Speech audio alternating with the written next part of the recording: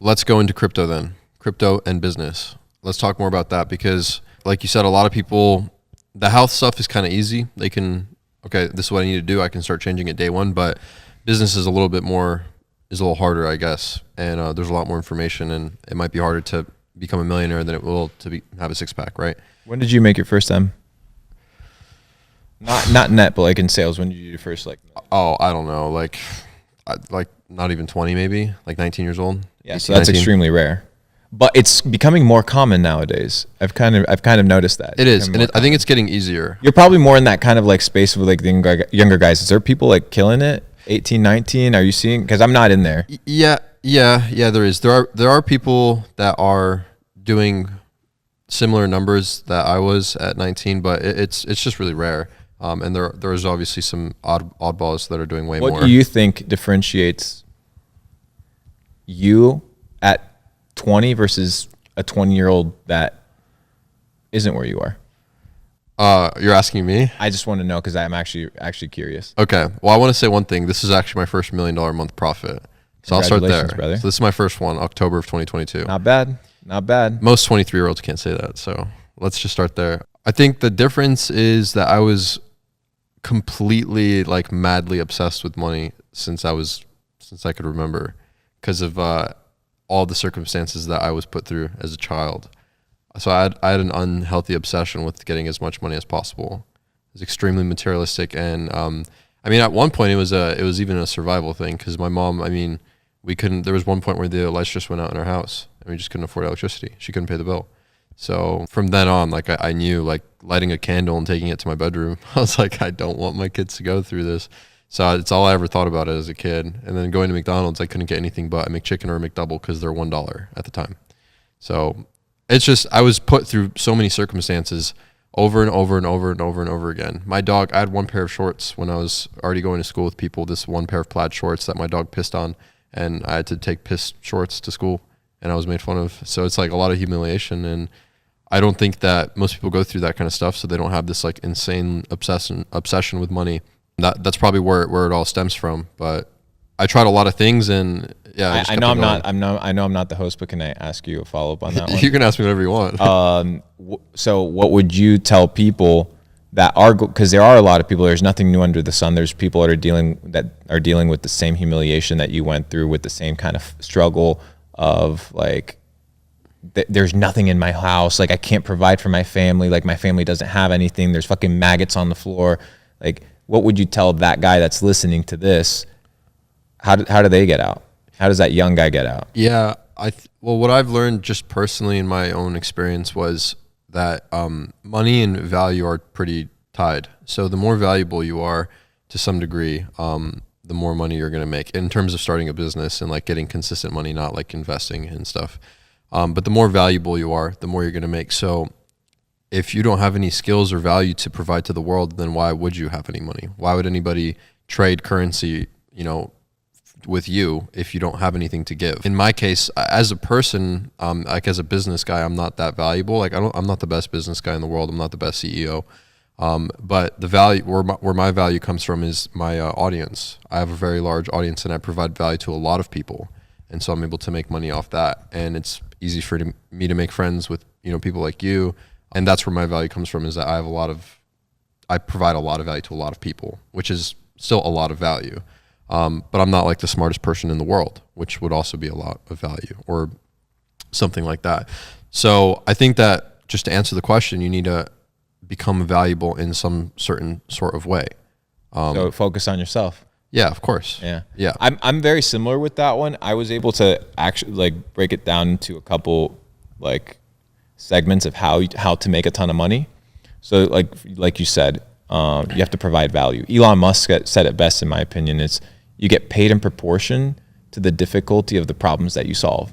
Mm-hmm. So if you solve big problems, you'll get paid a lot of money. If you solve little problems, you won't get paid a lot of money. Mm-hmm. So the guy flipping patties at McDonald's, he's not worth a lot because the problem that he's solving is not a big problem. And it's a problem that many other people can solve. Yeah.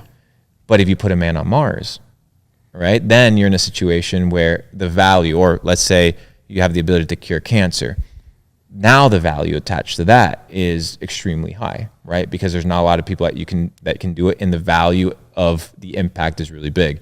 So if people want to make a lot of money, dude, I divide it into 3 things. First is you need to be able to do something that's in high demand, right? So for example, it doesn't matter if you were putting out the biggest banger videos in the world. If YouTube wasn't a thing, right, and nobody really watched YouTube, you wouldn't be able to monetize it, right? So what you need to be doing needs to be in high demand. The second thing is you need to be able to be doing something and be the best at it, right? So you need to be the best at what you do. Not only do you have to be the best at what you do, but you also have to be in a situation where you have to be irreplaceable, right? So you cannot be replaced. And this is where most people fall off, is that most people are replaceable. That's why their careers are very short. That's why their YouTube careers are very short. That's why they can get fired and the boss doesn't blink an eye, right? But there are people out there that you can't replace, dude. Like you can't just go out there and replace your lead engineer at Amazon AWS, right? Like you can't just go out and replace that dude that's built the entire infrastructure. Therefore, he's secured his ability to make money. Why? Because he can't be touched. Then he's the best at what he does, so he can negotiate his price. And finally, what he's doing is in demand, which means he will always find a supply for monetary transactions in that thing. So figure out something that you can do that's in high demand. I would say something in the Web3 space right now would be really good. Coding, cybersecurity, all these things, if you can learn them, super phenomenal. You need to be able to be the best at what you do so that you can negotiate at the table. Because when you come as the G, right, Drake doesn't walk into the room in the record label with the same terms some new kid would come in with, right? He comes in and he sets the terms because he's the best at what he does. And then finally, you can't be replaceable, right? Because if you come in with a preposterous deal or you want the best deal in hand, you need to be able to have leverage. And being irreplaceable gives you that leverage. So if you want to make money, ladies and gentlemen, figure out where you can be irreplaceable, where you can be the best at what you do, and where what you do is in high demand, and you will make money in perpetuity for always and forever. Yeah, I think I couldn't say anything on that. I agree. What would you say is like the first thing that someone should do if they're listening to this on their Dell from 1999 with maggots in the floor? Like, because what you said is really great advice, but it probably isn't going to work for the guy who has nothing. But you are something. You have yourself. You have everything that you need. Everything else is just a tool. But you have to develop the tools that you already have. Dude, people aren't thinking. People don't use their brain. The biggest, most powerful machine that is known to man, your fucking eyeballs and your brain. People don't use them, right? Your brain's mush. No wonder you're a dumb fuck that's sitting in a room right now. But if you're watching this video, you're trying to figure it out, right? Which means you're in the right direction. So what you need to figure out now is surround yourself in situations and in places where you're going to get opportunity. And let that opportunity then filter to the 3 steps that I mentioned before, right? Finding the opportunities, find something that's trending, find something that you have the ability to be irreplaceable in, where you can be the best at.